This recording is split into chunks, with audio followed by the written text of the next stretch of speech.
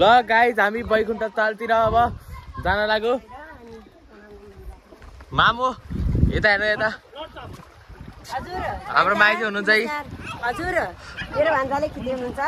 आज हामी आजको बारेमा भन्नु पर्यो माइजू। आजको बारेमा भन्नु पर्दाखेरि आज सोलेश्वर माथि शनि मन्दिरमा गएर आयौँ।